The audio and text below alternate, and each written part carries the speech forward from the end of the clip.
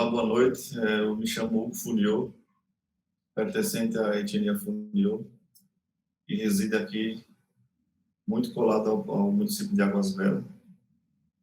Eu sou cineasta, sou um pouquinho de cada coisa, né? Sou linguista, sou também ativista, idealizei, né, o Espírito Lino Torres, que é professor, do Coletivo Filho de Cinema, né? A gente também é professor indígena, e eu estou atuando, né, na área do cinema indígena, desde essa criação do Coletivo Filho de Cinema em 2012.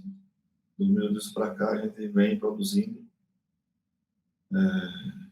a cada ano, né, a gente vem produzindo as nossas produções.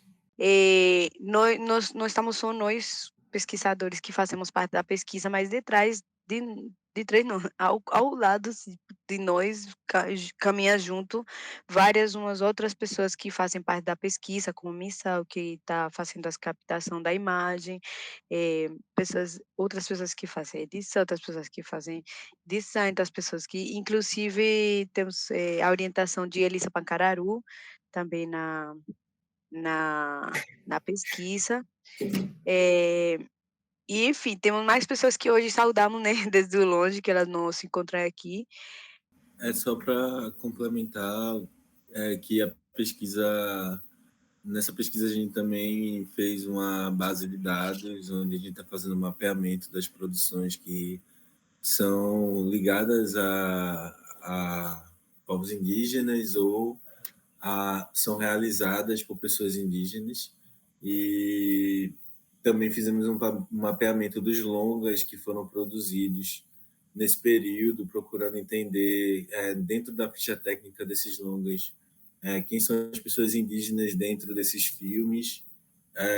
E aí essa parte da pesquisa é muito mais em que estamos agora, é muito mais para que a gente possa dialogar e falar muito mais sobre nossas experiências, né? Falar sobre nossas vivências dentro do audiovisual e sobre a nossa trajetória, né? E aí, sendo isso, eu já vou lançando uma pergunta, que é uma pergunta similar ao que eu comecei no debate ontem, que para pessoas brancas, assim, parece algo natural, pensar no cinema como uma possibilidade de trabalho. Você é jovem e está procurando entender o que vai fazer da sua vida, e aí, para pessoas brancas, principalmente pessoas brancas de classe média, né, porque existe também esses recortes sociais, né, parece ser uma possibilidade viver e trabalhar de audiovisual ou estudar audiovisual. Eu queria entender, nós queríamos entender como para você começou o trabalho com o cinema, com o audiovisual, o que te levou a trabalhar com audiovisual, e se as coisas que você faz, você sente que você foi empurrado para elas, ou as funções, né? Ou você faz aquelas funções que você quer, que você escolheu, se foi uma escolha, se foi algo que você foi condicionado. Enfim, a gente gostaria de entender como foi para você esse processo de trajetória mesmo para entrar nesse meio, né, nesse trabalho. Bom, na verdade, eu não pensava de chegar lá tanto, né? Na verdade, porque a minha intenção, como professor indígena, né, na época, era simplesmente registrar a cultura, os saberes, a língua, para fins pessoais, como também para eu também poder produzir, né, algum material para eu poder lecionar na escola, né? E na época eu lecionava IAT, né, trabalhar com as crianças, e saía do fundamental de manhã, digamos, aí quando era no período da tarde, eu, eu lecionava com elas, né? Fazia. Então, o meu primeiro momento foi pensar nesse sentido de pegar essas ferramentas e poder introduzi-las na educação escolar indígena do meu povo. Como também eu tive um percurso na UFPE, né, no campus da UFPE, em Caruaru, e as disciplinas também, elas condicionavam a gente para a gente poder fazer essas pesquisas de campo, né? Então, daí surgiu, né? Aí eu fui fazer a pesquisa, vi quem estava fazendo filmes, produções audiovisuais, aí eu pesquisei, vi o Instituto Caetitu na época, né? Isso daí foi em 2011, Instituto Caetitu, 2010, 2011. Instituto Caetitu, entrei até em contato com Mari na época, né? Fazendo um balanço desse histórico.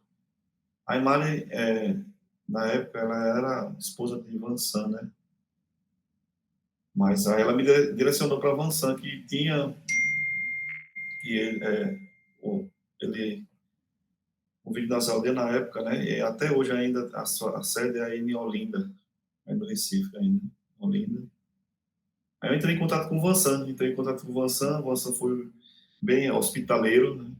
O Vansan já estava com essa trajetória nos povos indígenas do Mato Grosso, né, do Pará, treinando, fazendo esse treinamento dos cineastas indígenas. Então ele foi muito receptivo, respondeu meu e-mail, a gente se encontrou,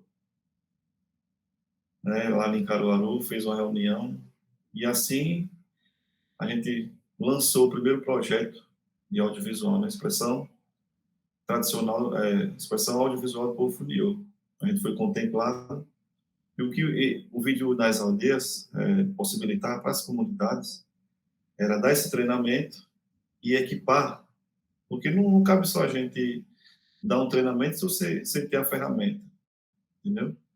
Então, eles treinaram a gente e ganhamos a primeira câmera, né, o HD na época, já tá velhinha já, né? E o primeiro Mac, né, 1 tera, foi muito bom. Aí eu fiquei meio que de fora nas oficinas, assim, de fora, mas estava dentro ao mesmo tempo, porque eu escolhi 6 indígenas para poder atuar nessa. Eu fiquei na coordenação, digamos. Mas eu achei muito interessante, eu vi as imagens, a gente construir, porque o propósito do Vídeo das Aldeias, como a gente, o Coletivo Funil de Cinema, né, é fruto do Vídeo das Aldeias, como muitas comunidades que foram treinadas pelo VNA, não existe, na verdade, claro, a gente é muito significativo o conhecimento ocidental, o roteiro, mas na época, a metodologia do Vídeo das Aldeias, você pegar a câmera, sair filmando, pegar a câmera e sair filmando. Depois vinha as análises técnicas, depois a gente poderia montar essa história. Aí eu criei. Aí eu disse, não, eu quero filme, que foi o nosso primeiro filme, documentário, foi Ionarlê, A Palavra dos Funiô. Ionarlê, porque agora é nós, né? Essa palavra é agora é nós. Então, agora é nós nesse sentido, para que a gente possa, né, dar continuidade a essa ancestralidade, a esses saberes próximos das tecnologias, sendo, digamos, tendo um apoio, né, dentro dessas ferramentas, para a gente poder salvaguardar, principalmente, nossos saberes, né, os saberes do povo funiô, a língua. Então, aí eu pensei no filme. No primeiro momento, eu queria apresentar para os espectadores como era essa vivência toda cotidiana dos índios do Nordeste, em específico do povo funiô. Um indígena sertanejo, mas que um indígena sertanejo que mantém seus saberes, sua cultura, entendeu? Então, daí nasceu Ionarlê, né, o primeiro documentário, e de lá para cá a gente vem produzindo as nossas produções. Claro, que fazer cinema no Brasil é muito caro. Já era para a gente ter desistido. Mas o ponto maior que se dá em nossos trabalhos é a questão dos saberes em si. Porque nossos filmes, não, claro, não são hollywoodianos, como você fez bem a pergunta. A gente não dá para a gente viver de cinema. É muito bom a gente viver de cinema. Mas a gente faz isso para poder dar oportunidade, principalmente, isso é um dos primeiros objetivos nossos é dar oportunidade às gerações futuras que vão vir, vão ter a oportunidade de acessar esse material. Daqui a uns anos a gente não está mais aqui, mas isso está materializado dentro das tecnologias e as crianças, os jovens podem acessar esse material. Esse é um dos princípios base do nosso cinema.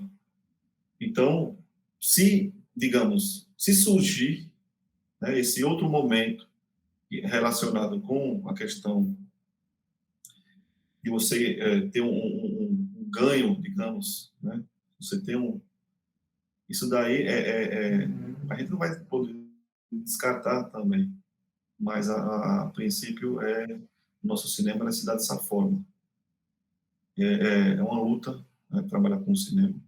A gente vê que, claro, as questões técnicas, às vezes, pode a gente ter alguns erros, mas justamente quando tem os festivais de cinema, eles não levam em consideração essa questão desses saberes que estão dentro das produções dos povos originários do Brasil.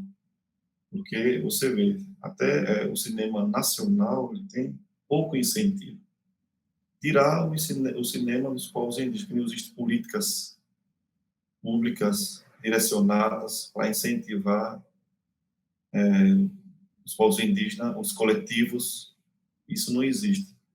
Então a gente vem dentro desse trilho, né, lutando sempre, e as tecnologias, eu não vou dizer nem a cada ano, de 3 em 3 meses muda as questões tecnológicas, de imagem, de som, de equipamento, e a gente tem que estar atualizado, né? Mas os povos indígenas hoje também, além dessa questão, você falou, né, Tiago, essa questão do não indígena trabalhar com cinema e a visão, né, totalmente diferente, né? Aí você vê hoje os povos indígenas hoje estão nesse terceiro momento que além de pegar os seus saberes, salvaguardar seus saberes, o indígena com a câmera na mão, ele está fazendo a vigília dos seus territórios, a proteção dos seus direitos, reivindicando seus direitos perante a sociedade, o Estado. Além disso, também a gente também está partindo para a questão de ficção.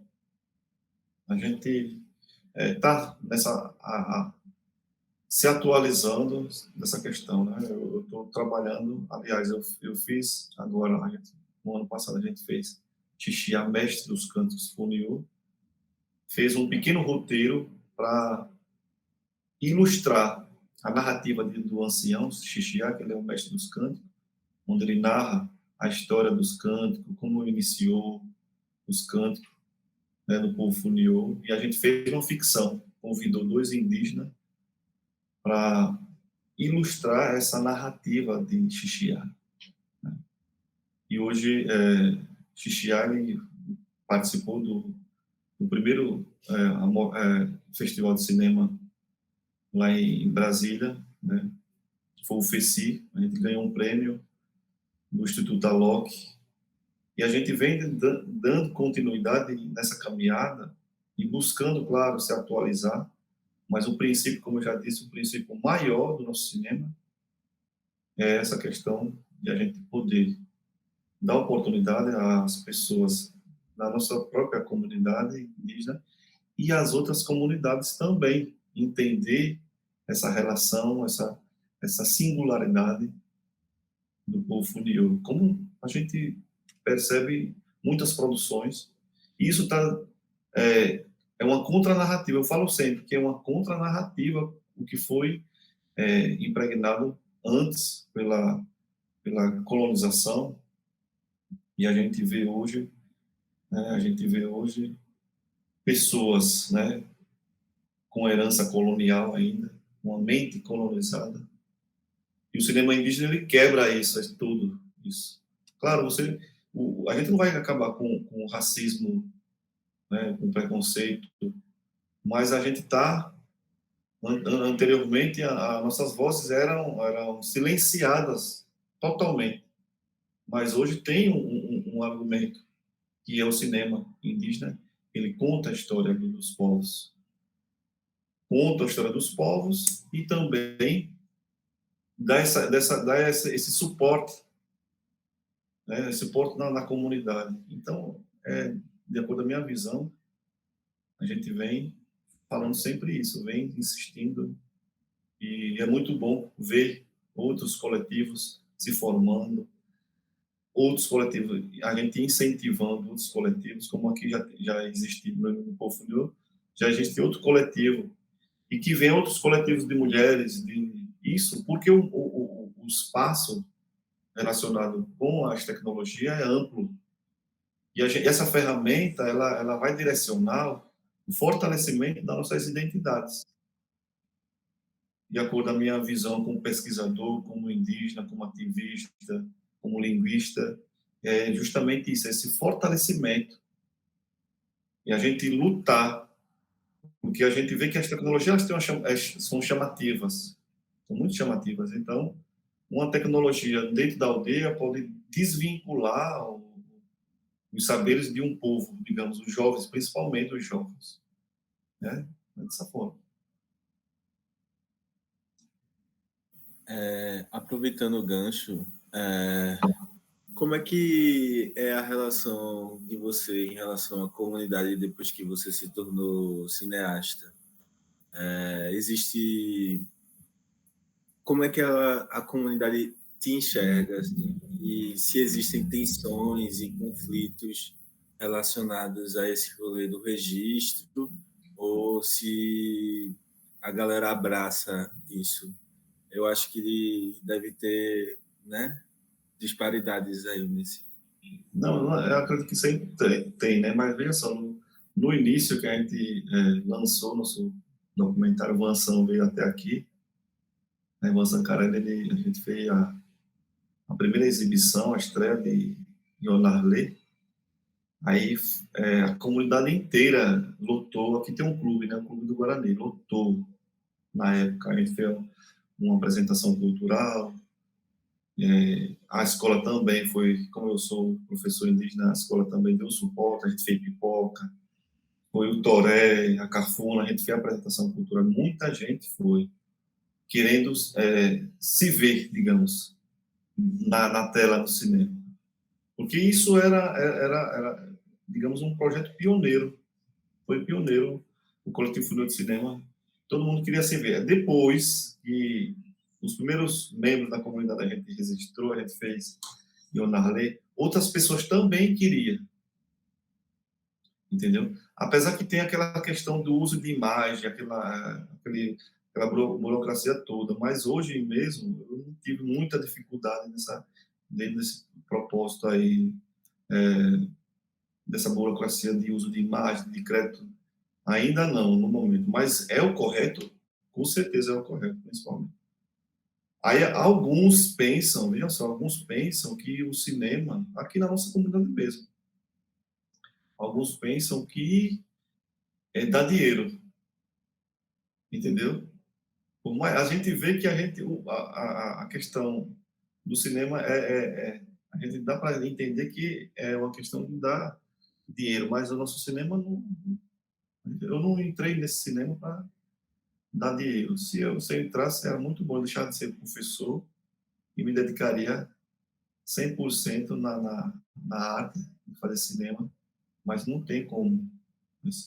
Então, mas isso é pessoas de mente fraca, eu acredito também, entendeu? Porque a gente é convidado, a questão de a gente dar essa visibilidade ao nosso povo, que antes não tinha, como também outros povos. E ele não entende se ganha prêmio ou não ganha. Tem vezes que ganha e não ganha, porque a gente vê que também existe em tudo, existe grupos, né? Eu vou falar de forma... existe uma panelinha no cinema. A gente não tem que esconder isso. A gente está fazendo ali a curadoria, os avaliadores, existe com certeza, entendeu? E a gente não tem que se afastar disso. Aí, os cinemas, no assunto de cinema não dá dinheiro, infelizmente. A gente espera um dia, quem sabe, que isso possa ter uma projeção para a gente poder. Se a gente tem um dinheiro, a gente vai cada vez mais atualizar nosso equipamento, né? Os equipamentos que vai ficar com certeza obsoleto, né? As tecnologias, como eu já disse, elas vêm mudando sempre. Mas existe algum conflitozinho, mas isso daí a gente leva de letra. Mas a questão do argumento, da verdade, ela está acima de tudo. Porque o propósito do Coletivo Funil de Cinema, como eu faço parte, né, também, é a gente direcionar esses saberes para a comunidade, esses registros para a comunidade. A gente sabe, né, que embora tenha crescido e conquistado muitos espaços, a produção indígena ainda ocupa um papel bastante secundário, né, nas estatísticas do cinema brasileiro. E aí eu queria saber qual a tua avaliação em relação ao papel das políticas públicas existentes para fomentar o setor.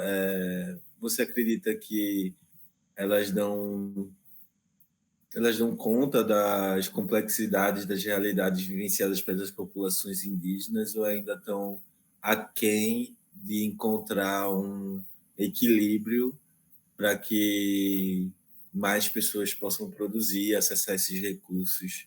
E se elas estiverem não, se na sua opinião que elas estão, né, é inegável, mas se na sua opinião, quais são as estratégias que essas políticas poderiam adotar para fortalecer fortalecer de fato, né, o cinema indígena, a produção autoral indígena, enfim, para que mais pessoas possam acessar recursos públicos, acessar editais, né? Enfim, gostaria de entender como é esse processo para você. Se você também já aprovou algum edital, se você costuma pleitear esses recursos, se a galera do coletivo costuma pleitear esses recursos também, enfim, entender como é esse processo para você. Olha, eu vou partir para uma questão muito relevante, né? E enfatizar essa questão da academia. Presta atenção, academia. Academia é um espaço eurocêntrico, né? Um espaço que o conhecimento científico ele não foi pensado de nenhuma forma para as minorias. Já só. Aí, para você acessar o conhecimento, né, ocidental, foi uma luta dos movimentos, do movimento afrodescendente, dos movimentos indígenas, para que existisse uma cota. Você vê que é difícil a gente ver um indígena aí fazendo cinema, como também em outras áreas de conhecimento. A própria UFPE, né, a própria UFPE, ela está muito atrás dessa nova etapa, desse novo tempo. A gente já vê, veja só, a gente já vê a UNB, a gente vê a UFSCar, já vê a Unicamp, dando essa abertura. Mas essa abertura que eles estão dando, não é que eles são bonzinhos, não. Isso são os movimentos sociais. Outros países também tem povos indígenas que estão imprensando. Então, eles querem dar uma de bom. Eu vou falar assim, dar uma de bom. Entendeu? Aí a gente vê, né, o nosso cinema, Nosso cinema, ele tem a nossa cara. É totalmente distante dessa realidade eurocêntrica, essa realidade do conhecimento ocidental, é muito diferente de Hollywood, do nosso cinema. Então, dentro dessa proposta, né, o que eu trago assim nesse debate, nessa fala, é que a gente está furando, digamos, uma parede de concreto. E é diariamente isso. Para que a gente insista nisso, para que as nossas vozes elas sejam ecoadas dentro das tecnologias que é o cinema indígena hoje. E se eu for partir novamente para essa questão dos saberes, né, os saberes na academia, os saberes indígenas não são considerados uma forma de conhecimento, né? Então, é uma luta, a gente lutar, insistir, brigar contra esse sistema. Então, meu modo de pensar, né, fazer cinema, como eu já disse, fazer cinema no Brasil é muito difícil. É muito difícil, é muito desafiador. Mas a gente está buscando o nosso espaço, porque antes era negado, como eu disse, né, como já falei, era os povos indígenas não tinham capacidade de acordo com as ideologias racistas, preconceituosas, estereotipadas, não tinha capacidade de adquirir outro conhecimento. Porque é muito, vejam só, como é interessante, eu posso ser vocês, eu posso aprender o que vocês aprendem, mas vocês não podem aprender o que eu sei. Ou seja, eu sou indígena e vocês também, vocês são não indígenas e existe esse diferencial. Então, como a gente está enfocando nessa questão do cinema, né, do cinema indígena, aí se eu vou voltar para aquela pergunta sua, que você disse, o que o pessoal acha de vocês, né? Primeiro, a gente não pensa, eu acredito assim, eu não penso, existe aquela questão do status, né, dentro da nossa sociedade, a questão do status. Eita, fulano está fazendo cinema. A questão da comunicação em si, você fica nos olhos das pessoas, mas eu não vejo dessa forma, eita, fulano de tal é famoso, não existe. Né? Eu não penso dessa forma, de acordo com esse status relacionado com a sociedade, tá? Nessa visibilidade. Eu não penso dessa forma.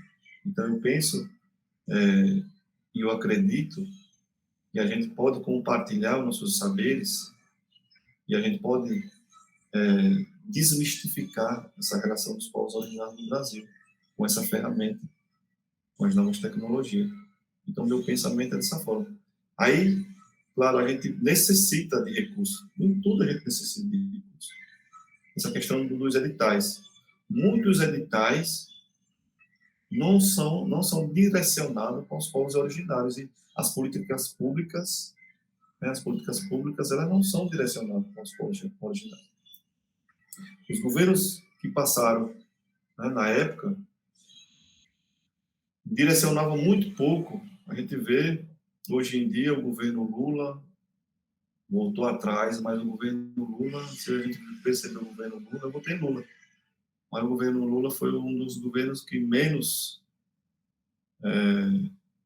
demarcou as terras dos povos indígenas. Dirá esse governo anterior, que ele foi logo de cara, né? Nem um centímetro a menos, aquele negócio todo. É assim? Nem um centímetro de nada de terra, de demarcação de terras indígenas. Então a gente vem aí caindo nessa questão dos editais.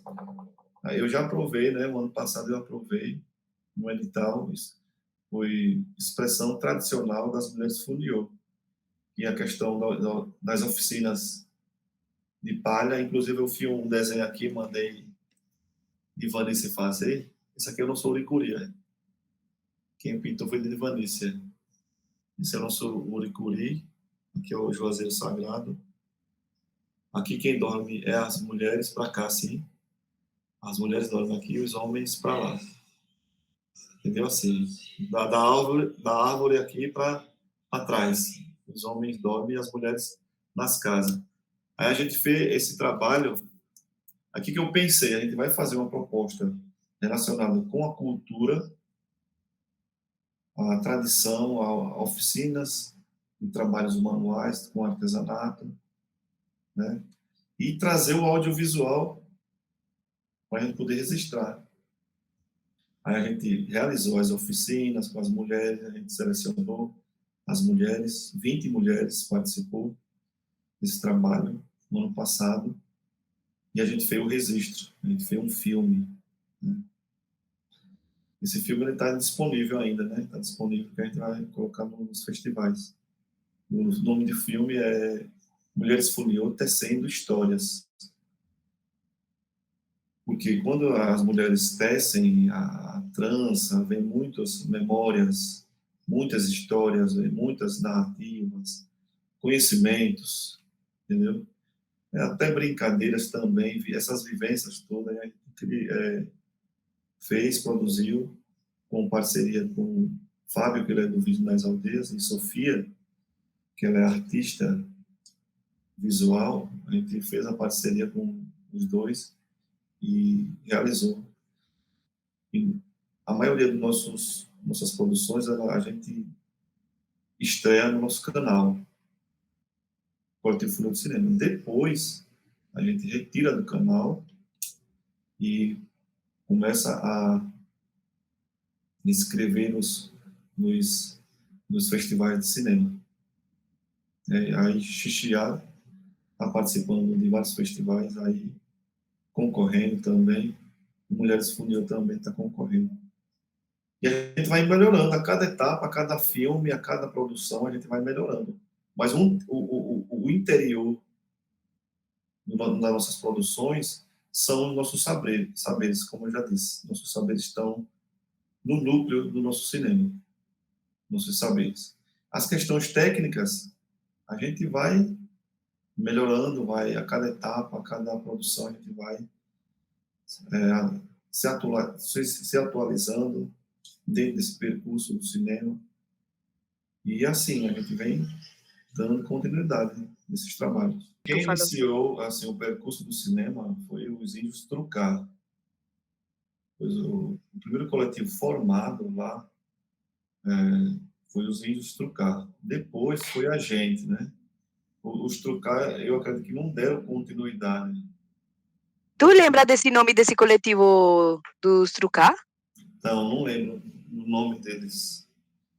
E as pessoas que faziam parte do coletivo, elas estavam ali ainda no território? Isso, Tu sabe? no território.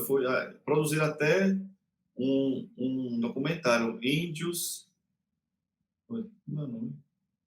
Índios no Tiquinho, acho que é assim, eu acho que... Eu não estou muito lembrado. Eles produziram um documentário lá na Ilha da Assunção, né? O pessoal dos Trucar.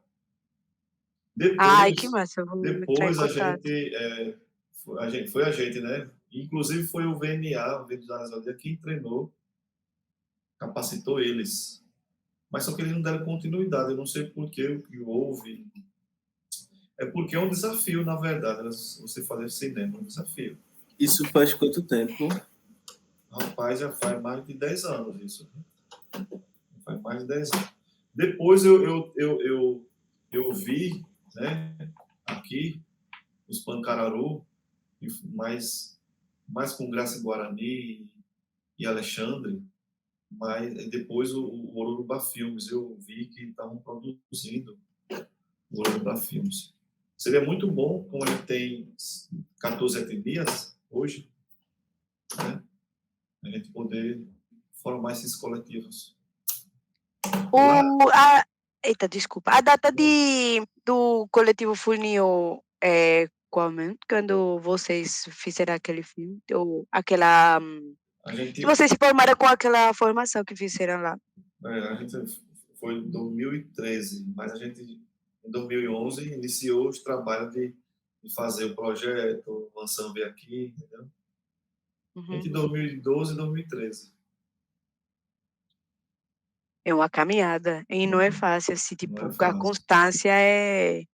Você depende de recursos. muito Você vê, importante. o Funcultura abriu, mas o Funcultura, ele é excludente também. Se você não estiver ligado nos itens aí, né, você pode levar a rasteira, né? Se falar que tem toda uma linguagem da A escrita linguagem, que aquele é negócio bastante todo, excludente também. muito excludente. Já os editais já é para excluir, né? Se você não estiver atento. Mas, como eu disse, que o nosso cinema está nessa formação, a gente vai fazer uma ficção. Eu já fiz o roteiro, né? O Derradeiro Sonho. Deixa eu ver se eu tenho aqui. Esse livro aqui, tá vendo? O Derradeiro Sonho. Aqui é a Serra Comunati, que está de frente a mim, a Serra Comunati, e aqui é Nosso Povo, né? Isso foi uma artista que desenhou, mas a escritora chamada Janocelli, ela fez esse livro baseado na nossa história, na história dos nossos ancestrais, onde chegaram aqui na Serra do Comunati. Porque a gente descende, o funil descende da nação Tapuia, lá atrás dos Tarairiús, que é um subgrupo da nação Tapuia. Então, com base no livro, né, eu fiz o roteiro e a gente vai fazer um longa ou um média-metragem. A gente tá vendo, a gente vai escrever a gente já tá estudando aí, eu, Naila, para a gente poder colocar o roteiro. A gente vai fazer a pré-produção do filme. Aí. Depois a gente vai fazer a produção. Eu não tenho aperreio para fazer logo. Vamos fazendo com calma, com espaço, para poder sair uma obra muito relevante relacionada com essa questão colonial, principalmente. Porque a gente o nosso set de filmagem também vai ser aí, em Olinda, que foi a primeira, em Recife, a primeira capitania, né? Uma capitania totalmente expressiva, onde os governantes, né? A gente vai mostrar um pouco de Olinda, né? Olinda, Rio São Francisco, vamos pegar essas regiões onde os tararios vieram migrando, né? Para encontrar a Terra Prometida. E nosso protagonista ali é Cará. Cará, ele é o chefe desse grupo, ele vai conduzindo, trazendo seu povo para que não seja dizimado os holandeses, os portugueses na época. Então o cara traz eles e ele chega aqui ele sai com 60 anos e chega aqui com 80. Então é o seu povo para ser como nativo.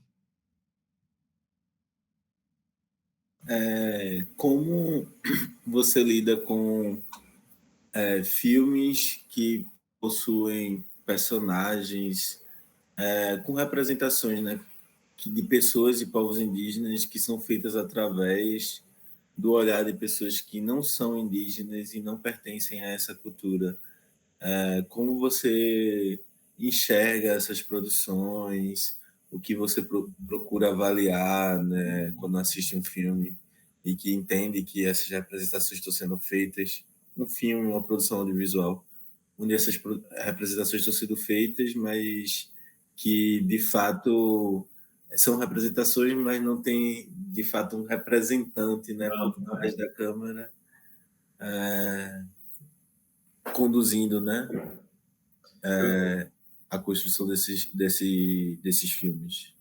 Eu acredito assim que existe um diálogo, né, dentro das produções, dos filmes, porque a gente está vivendo um novo momento, né, de certa forma, um novo momento. E conceitos, digamos, que eram produzidos antes, hoje a gente está afastando deles. O que era conceito antes, hoje não serve mais na nossa sociedade. Você viu aí essa mudança, né, de índio e de indígena, justamente. Então, se a gente for perceber essa questão do cinema, seria muito bom, de acordo com um controle, para você passar uma mensagem com mais realidade, né, a gente incluir essas comunidades que estão trabalhando com o cinema. Você viu agora, eu acredito que vocês viram, eu não assisti, mas o primeiro episódio eu assisti de Cidade Invisível. Não teve nenhuma representatividade dos povos originários. Esse segundo momento teve agora. E que isso venha a ser frequente dentro dessas produções. Apesar que você vê, esse roteiro que eu fiz, se a Netflix quisesse, digamos, eles não queriam que eu fosse um diretor dessa obra. Eles queriam colocar o seu pensamento ocidental, roteirizado, de formas e tal, entendeu? Então, fugiria do objetivo principal, né? A ideia principal da pessoa que pensa como o filme poderia ter uma construção mais realista desse passado que a gente sofreu, que nossos ancestrais viveram, entendeu? Aí tem que existir um diálogo dentro desse meio, né? Porque senão você vai fugir da realidade histórica, das narrativas. Claro, mas o Hugo, como você está trabalhando com o cinema, claro que você tem que se atualizar, sim, com certeza. Eu vou ter que ler o roteiro, vou ter que ler como é que a gente vai poder iniciar, mas a gente tem que ver que existe uma construção ideológica tradicional que a gente pode uni-las dentro desse segmento que é o cinema. Então, você vê muitos povos hoje estão cada vez mais dentro desses espaços e que eles sejam enxergados como tal, como indígenas, como cineastas, como professores, como cantores, de várias formas, mas que a gente possa fazer uma produção totalmente relevante com o propósito desse digamos, desse novo tempo que os povos estão vivenciando.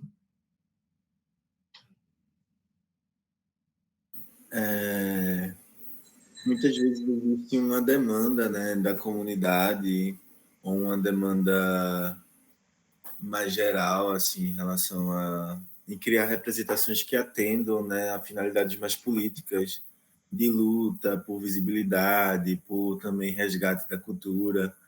E aí, na maioria das vezes, os próprios realizadores e realizadoras se investem, né, nessa tarefa de criar, né, filmes que muitas vezes têm uma linguagem mais acessível, e muitas vezes vão muito para uma linguagem mais documentário, né? E aí eu queria entender para você, você está falando que vai fazer um longa de ficção, e aí queria entender as dificuldades, né, de implementar um projeto como esse, que também é mais autoral, que também foge um pouco dessa estética mais documental, que foge mais dessa coisa mais de fácil absorção, né?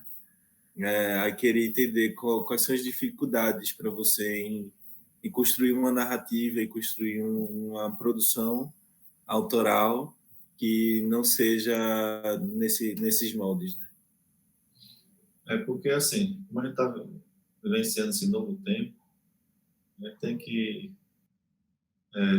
plantar, né, uma nova semente.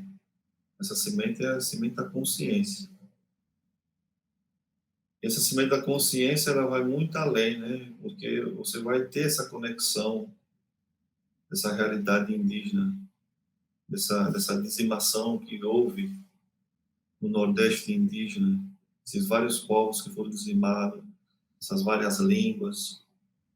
Então, o derradeiro sonho, ele vai contar toda essa trajetória de espoliação dos territórios nativos, porque você vê, o Rio São Francisco ele foi uma base para adentrar em vários territórios indígenas, muitas aldeias, muitos grupos étnicos viviam nesse percurso, né, à beira do rio. E o nosso povo, né? Nosso povo, nossos ancestrais, eles vieram migrando. Então, você colocar isso, né? Porque não existe um trabalho dessa forma, dessa magnitude, eu vou dizer assim, dessa magnitude. Você falar dessa agressão que teve, né, os povos indígenas no Nordeste. Você vê, hoje em dia a gente somos 14 povos diferentes em Pernambuco. E esses 14 povos, eles também compartilhavam essa cultura, por conta das fugas, né, as fugas. Aí, quando eu venho com o derradeiro sonho, apesar que é um desafio, principalmente, por que vai ser um desafio? O primeiro desafio é o recurso. Para você fazer um documentário é muito mais fácil, até sem nada você faz um documentário. Né? Você tendo uma câmera na mão, um computador, você pode já seguir e fazer um documentário. Mas uma ficção, ela requer, né? Ela requer muito esse recurso, porque a gente vai construir, né, personagem, vai construir aldeias, vai ter todo o cenário, vai contratar outros equipamentos, que nosso equipamento ele é equipamento de cinema, mas é um equipamento mais um equipamento mais para essa questão documental. Mas a gente poderia até fazer isso, claro, com o que a gente tem, mas eu acredito que a gente tem capacidade de competir com outras produções, com certeza. Os povos originários hoje têm capacidade.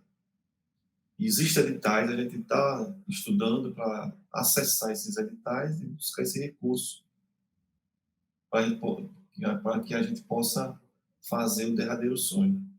No derradeiro sonho vai ter muitos efeitos especiais.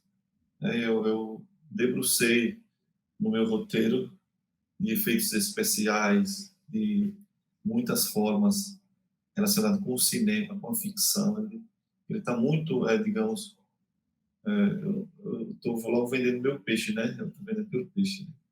Digamos que vocês são os avaliadores para que o projeto seja aprovado.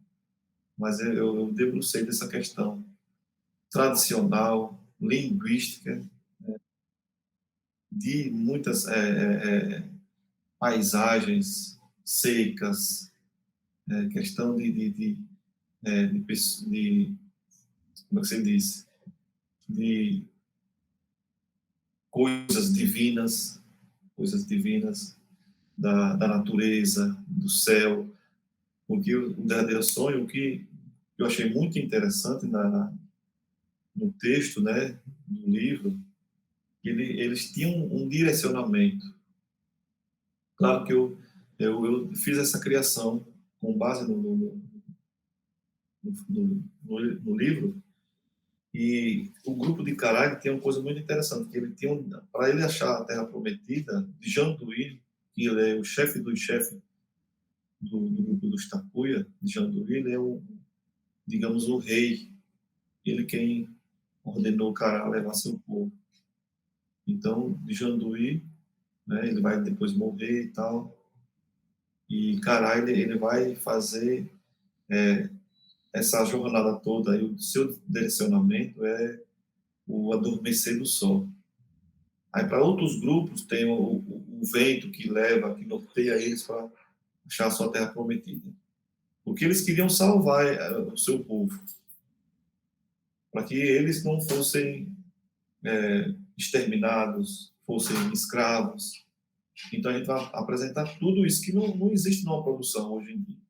A gente vai apresentar essa questão. Qual foi o objetivo deles? Adentrar no Nordeste. Justamente criar gado. Porque as terras eram muito propícias para a criação do gado. Diferente do litoral. Então, a gente vai dar a oportunidade das pessoas entender, pelo menos de forma básica, como se deu essas investidas no do Nordeste. Aí é um desafio, com certeza. A gente trabalhar com muitas pessoas. Isso vai ser o meu desafio, trabalhar com muitas pessoas, com atores indígenas, não indígenas, entendeu? Vai ser um desafio que a gente está caminhando para que a gente possa conquistar. A gente gostaria de saber tuas referências, assim, para o cinema, para o audiovisual, e como é que você se relaciona com essas referências. Bom, as minhas referências, na verdade, quando eu pude entender qual era essa linguagem, né? Essa linguagem cinematográfica, para não ter uma formação como vocês têm aí, como vocês tiveram aí na UFPE, eu não tive essa formação. E eu nem pensava, na verdade, eu nem pensava, como eu tinha dito aqui, eu nem pensava de chegar tanto, né? Porque eu quis apenas no início dessa formação do coletivo do cinema, dar oportunidade nos jovens a entender qual era essa linguagem do cinema, do audiovisual. Mas as minhas referências, elas estão baseadas nessa questão, claro, que a gente tem que entender essas questões de ângulo, de tudo, como é o objetivo do cinema, né? Então, minhas referências elas são muito baseadas nessa questão de a gente poder trazer nossos saberes para as tecnologias, mas que eu sei que existe toda a técnica, todo um conhecimento direcionado para que você possa hoje fazer cinema. Por exemplo, você vai entrar na academia para você ser treinado, para você ser cineasta. E eu não fui treinado para ser cineasta na academia. Veja só, como é diferente. Eu não fui treinado para... Eu tive um curso de cinema, mas eu me atualizei também relacionado às minhas pesquisas próprias, minhas leituras, mas eu não tenho um certificado de uma instituição, entendeu? Mas eu tive outra formação, que foi uma formação intercultural lá na UFPE, e tive essa outra formação que foi lá na UFAL, fazer mestrado em linguística, entendeu? Mas como eu já tinha, veja só, como eu já tinha um básico, digamos, essa questão de registro, áudio, vídeo, aí facilitou cada vez mais para que eu pudesse adentrar nesse conhecimento que era documentação linguística. Aí foi o que eu fiz, eu documentei os anciões na minha comunidade, recebi um treinamento antes do meu orientador, essa questão de enquadramento, de ângulo, do áudio, né? A gente teve uma disciplina de fonologia, de fonética, o equipamento. Eu tive um treinamento na UFAL, digamos, como é que você vai poder registrar, documentar. Então, eu tive toda essa formação. Mas, a princípio, como eu já disse, eu não tive uma formação na academia de cinema. E muitos estão, hoje em dia, né, falar só um pouquinho, muitos indígenas estão dentro das academias hoje fazendo isso. Que bom, né? Muito bom. Mas a gente vê que é algo ainda é muito destinado não só para a gente, não.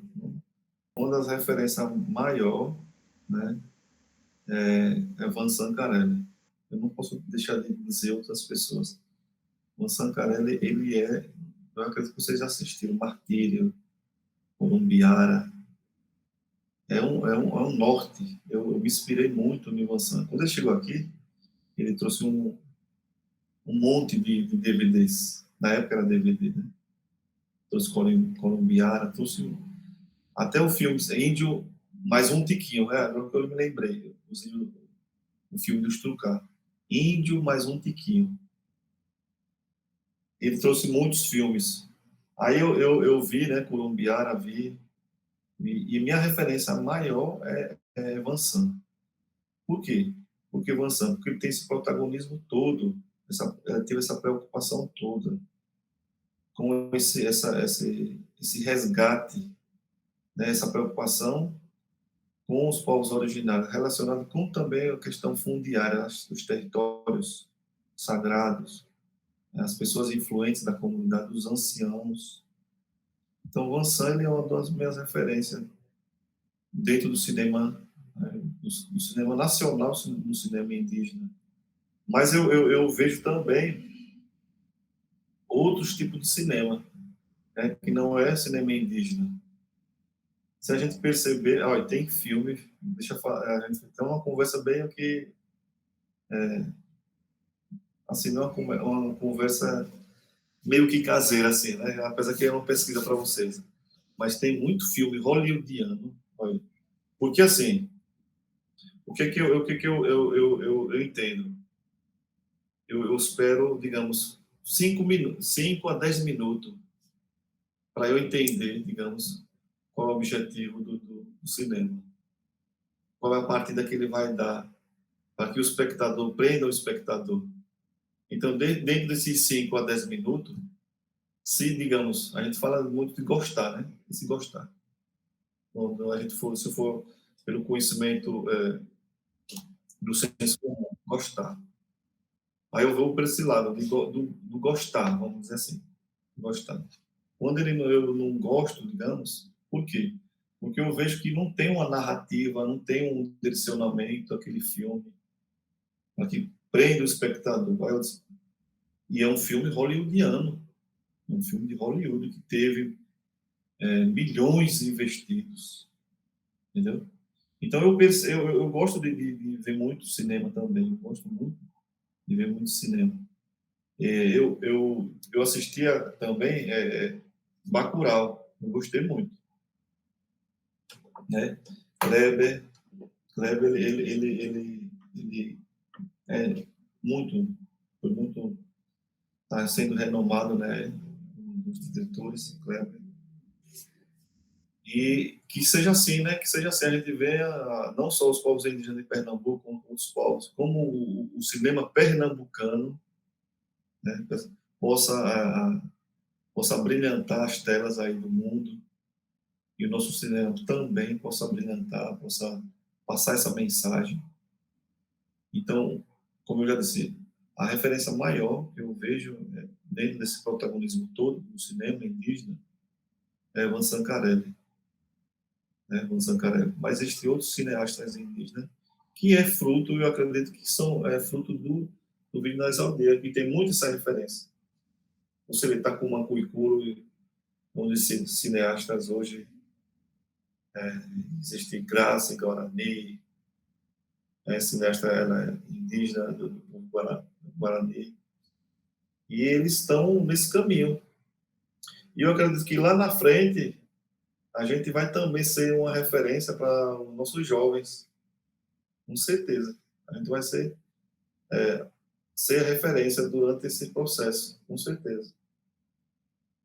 Como você vê, né, que será o futuro do cinema pernambucano e do cinema indígena daqui para os próximos anos? A gente vê que aí, nesses últimos 10 anos, ocorreu uma mudança significativa, né, nessa produção, um aumento. E aí a gente gostaria de saber quais são suas visões e análises em relação a isso e ao futuro a partir disso, né? A gente espera, né? A gente espera um futuro promissor, né? Com o cinema indígena. Porque o que tem esse acesso, né? Essa acessibilidade com as redes sociais, com esse engajamento todo, está sendo muito fácil. Porque anteriormente a gente era muito distante. Nossas realidades étnicas eram muito distantes. Para você ver um parente anteriormente, Você vê um parente, você tinha que ir para Funai, em Recife, né, dialogava, ficava amigo, mas hoje existe esse contato. E esse contato ele permite, né, que você possa compartilhar, né, conhecimentos, possa compartilhar ideias e pode refletir, né, pode refletir nessa questão de, poxa, então quer dizer que o Fluio está fazendo isso, então vamos fazer. O que eles estão fazendo? E por que eles estão fazendo? Eles estão fazendo isso para os seus saberes estar dentro desse segmento tecnológico. Então, aí cada comunidade ela vai abrindo os olhos para essa realidade. Aí de repente surge um coletivo lá nos índios de mulheres dos índios Chucuru, dos indígenas Chucuru. Aí de repente vai cada vez mais e eles vão buscando esses espaços, né? Que esses espaços eles são imprensados para a gente, né? Tem um ciclo que a gente não pode entrar, mas a gente tem que furar a bolha. Né? A gente tem que furar essa bolha. Então, a partir dessa energia, digamos, essa energia de você ver um parente, né? Como eu digo, como exemplo, eu mesmo, eu tinha essa ideia de resistir, de repente eu vi os índios xinguanos produzindo. Ah, espera aí, como é que eles fazem isso, tal? Entendeu? Então, dentro desse propósito que a gente vem incentivando, de uma certa forma. Então, hoje, né, quando a gente está vivenciando esse momento, a gente tem que aproveitar esse novo momento. Esse novo momento ele vai direcionar não só na questão do cinema, mas questão dos direitos indígenas, da questão cultural, porque o cinema indígena ele abrange todas essas questões, os direitos indígenas, os movimentos indígenas, a questão cultural, a questão das pessoas entender a realidade de outros povos. Né? Então ele vai unir tudo isso dentro desse segmento e colocar dentro desse ciclo, né? Desse círculo, digamos. Então a gente vai poder ecoar nossas vozes. Eu falo de ecoar nossas vozes porque ele vai muito longe, né? As tecnologias é simultâneo, essas informações são muito simultâneas. Então a gente tem que aproveitar esse momento. Os povos indígenas de Pernambuco e do Brasil. Né? Eu fui lá, deixa eu falar aqui um movimento aqui que eu fui lá em Aracaju, aí eu passei em Porto Real do Colégio. Aí eu perguntei se tem alguém tem algum coletivo. Aí eu acredito que tinha um, né? Tinha um, mas aí o menino disse, não, porque a gente não se interessa muito, mas seria bom. Aí eu disse, rapaz, seria muito interessante de vocês formar um coletivo aqui, né? Mas eu acredito, Tiago, Dina, Tatiana, né? Que é um novo tempo, mas a luta não acabou. A luta não acabou. A gente não tem que estar dormindo, a gente não tem que dormir, porque a gente está nesse novo tempo, mas a gente não tem que descansar. A gente tem que estar nessa luta e poder colocar nossos jovens, né, nossas crianças, nossos jovens dentro dessa proposta, né, de você, que você pode hoje ser cineasta, mas você não vai deixar de ser indígena. Você pode ser médico, você pode ser enfermeiro, mas você não tem que deixar de ser indígena. Então a gente vai buscar esses conhecimentos e também fortalecer, de acordo com a nossa ótica como indígena, fortalecer a nossa cultura, nossos saberes, em várias as esferas, digamos. Né? Na escola indígena, né? A questão da saúde indígena. E o cinema ele vai estar como dando suporte a todas essas práticas. O cinema ele vai estar dando todo o suporte nessas práticas. A gente teve um projeto, veja só, a gente teve um projeto aqui em Funil, aí teve um parente meu que ele é professor e disse assim, eita, ele está fazendo um projeto de plantas medicinais. Se vocês quiserem acessar, tá lá no Coletivo Funil de Cinema, no Instagram. De repente, se vocês puderem entrar lá, tá. Aí ele disse assim, Hugo, rapaz, eu estou fazendo um projeto lá que eu queria que você filmasse as criancinhas lendo, demonstrando como é essa prática de medicina tradicional. Aí eu, como não, fui lá, peguei o meu celular, né? Peguei meu celular. Aí eu não fiz uma edição, né? No Premiere, não fui edição, Premiere, mas o outro foi edição. Aí eu peguei o celular mesmo, filmei. Aí eu editei, fui editar no celular mesmo, no CapCut. Eu tenho um aplicativo. Aí eu disse, não, mas eu vou colocar no coletivo lá, vou fazer a legenda. Ele mesmo tem um aplicativo que faz a legenda, né? Aí eu disse, não, vou fazer, vou colocar no canal. No canal e no Instagram. Então, vai dar esse segmento, né? Para que a gente possa disponibilizar para a comunidade, para as pessoas que nossos parceiros, nossos amigos, e as pessoas que nunca entendem de cultura indígena, porque a gente ainda hoje, a gente tem muitas pessoas, né, que não entendem sobre a realidade dos povos indígenas. E cada vez mais a gente insistindo, trabalhando dentro desse propósito, muitas comunidades vão visibilizar e poder se inspirar, né? A gente vai inspirar outros povos a caminhar e a vir se juntar a gente, para a gente fortalecer, né? Como eu tinha falado, né? Essas identidades. Eu dei um curso, né? O ano passado, cinema indígena como ferramenta de fortalecimento de identidades. No ano passado, no SESC, eu dei esse curso, porque o nosso cinema é isso, é fortalecer essas identidades, em vários dos aspectos. Você sente dificuldade de formar equipes formadas por profissionais indígenas? Por exemplo, você está produzindo um longa agora, né?